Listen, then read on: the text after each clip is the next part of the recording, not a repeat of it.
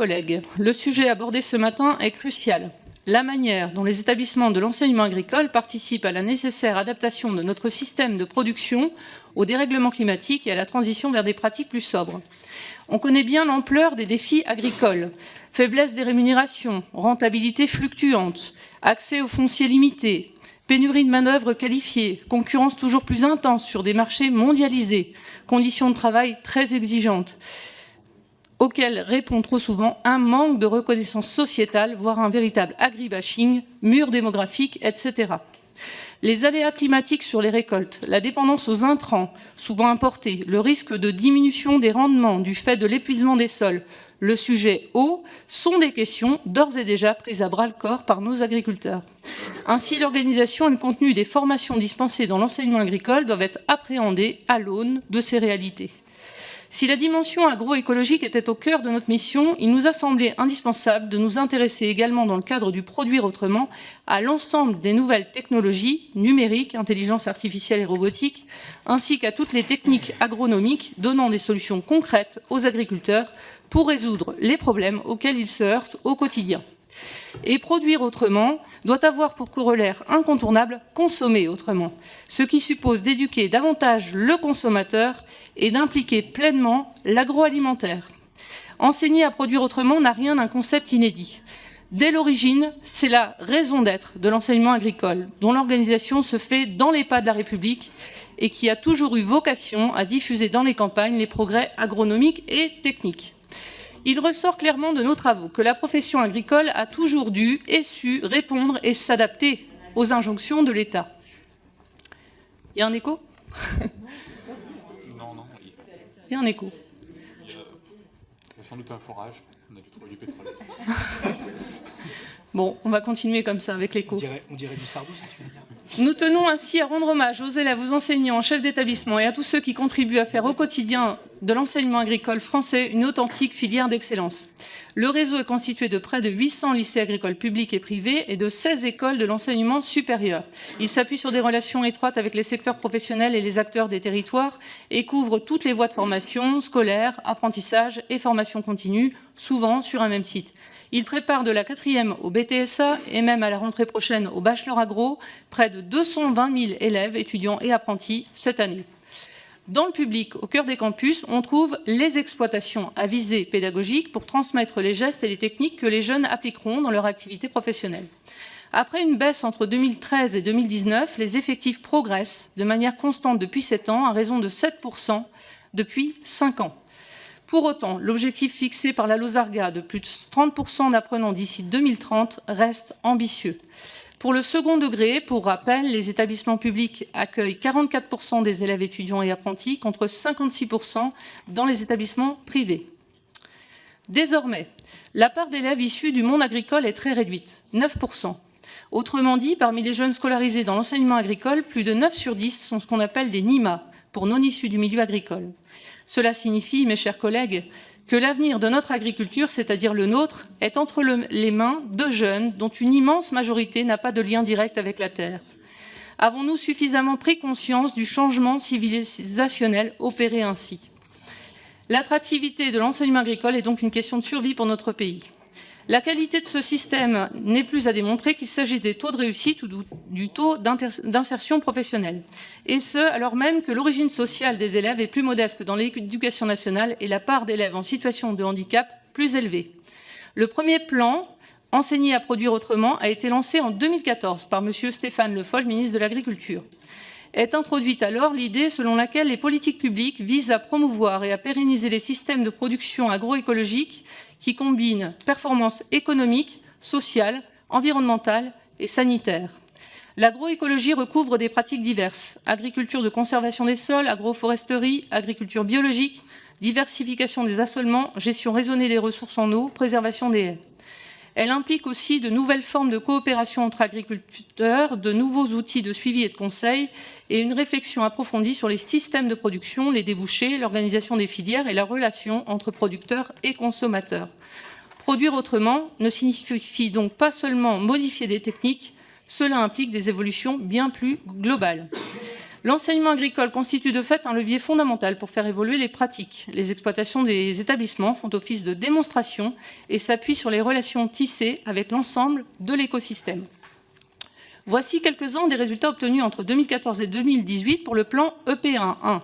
Sans reprendre exhaustivement tous les chiffres que vous trouverez dans le rapport, le plan EPA1 montre un engagement de 191 exploitations dans un des plans du projet agroécologique pour la France, 64 aides CASDAR, 59 engagements vers l'abandon du glyphosate, 64% d'engagement dans le réseau défi et une progression de la surface agricole utile bio de 74% sur la période dans les exploitations des lycées.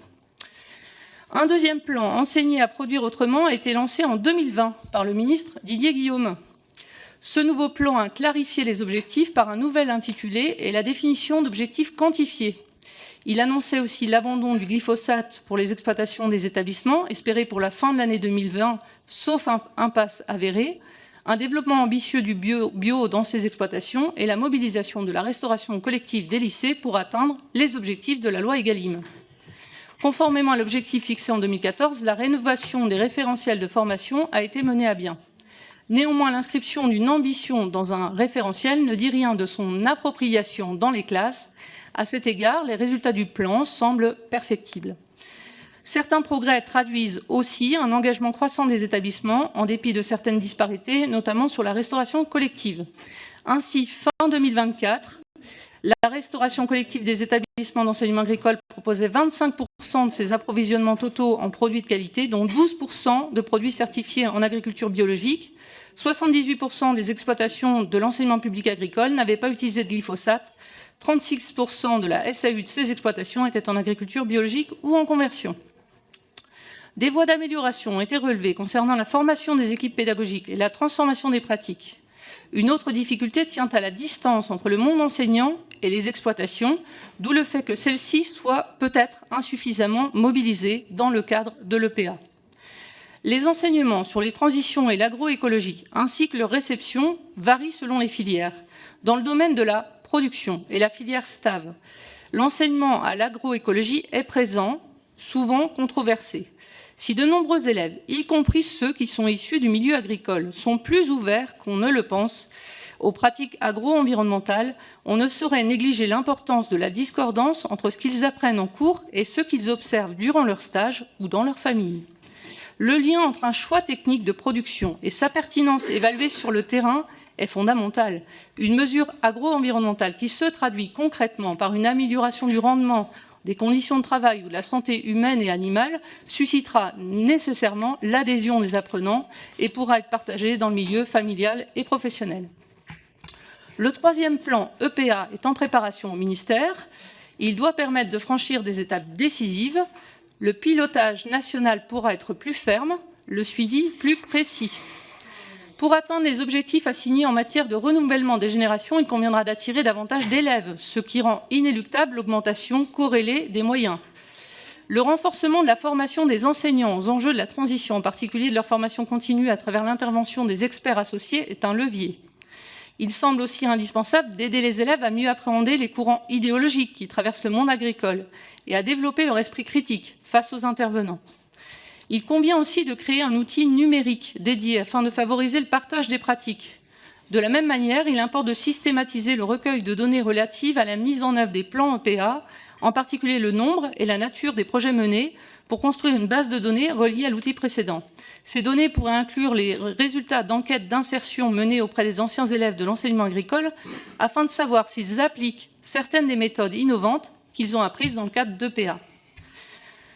La recherche doit se montrer plus réactive par rapport aux demandes du monde agricole, aux besoins du champ, en mettant à disposition aussi rapidement que possible les solutions innovantes éprouvées qui préservent le patrimoine productif, les sols et la biodiversité, sans pour autant porter atteinte à la rentabilité économique des exploitations.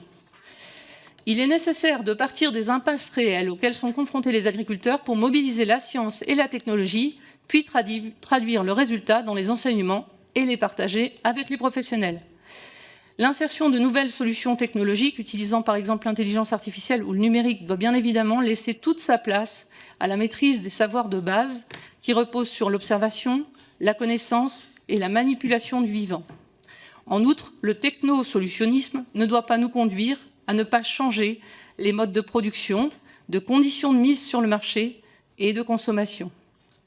Enfin, les exploitations des établissements doivent devenir réellement la clé de voûte du plan EPA, le lieu dans lequel peuvent être démontrées à la fois l'efficacité et la rentabilité des systèmes de production écologique, ces deux aspects étant fondamentaux pour convaincre les élèves de l'intérêt d'opérer cette transition.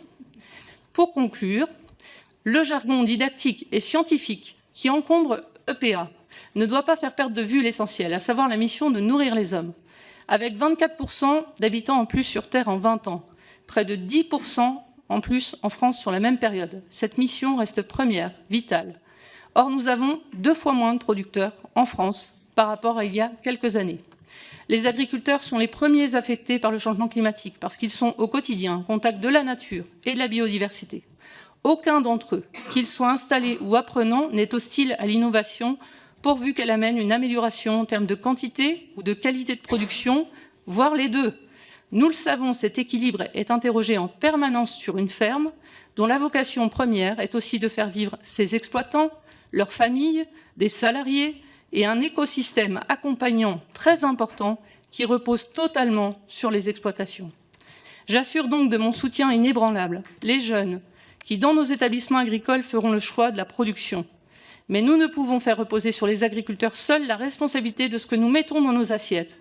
Enseigner à produire autrement ne peut se faire qu'à la condition de consommer autrement et de faire le choix du local, français, mieux disant à tout point de vue, sanitaire, écologique et social, plutôt que celui d'une alimentation bien moins contrôlée ailleurs et par conséquent bien moins chère et de ce fait, paradoxalement, plébiscitée pour son coût.